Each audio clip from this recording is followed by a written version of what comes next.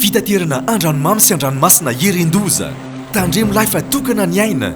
Aza miandrika raha ratsy ny andro, ataovy tomombana tsara amin'ny fiomanana. Mitondrasy manaova salotraina, arao ny toromarika ny tompona andraikitra.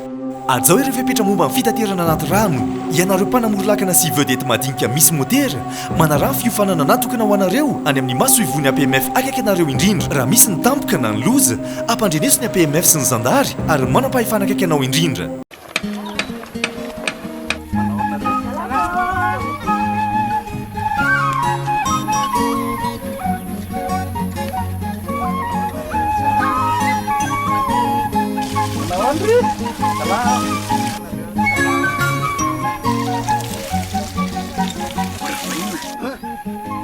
Ato lasa mamiritra be ny tanàna. Zay ty mandoetra.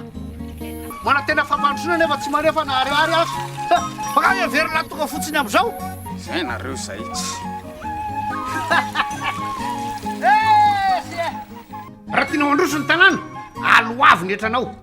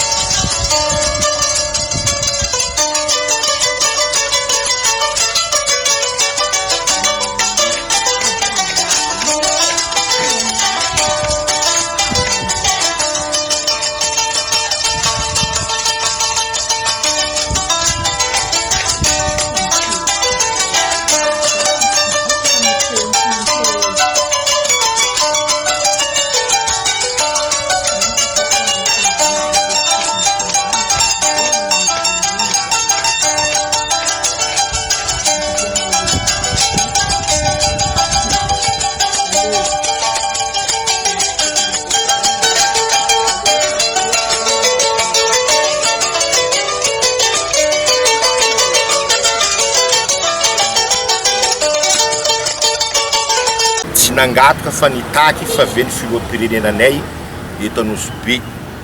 Zay fa tsy mitady ministra eky satria président volagna ministra mankaiky vahoaka fa mbola tsisy ministra mandeha Anosibe ary zay fa tsy mila ministra koa.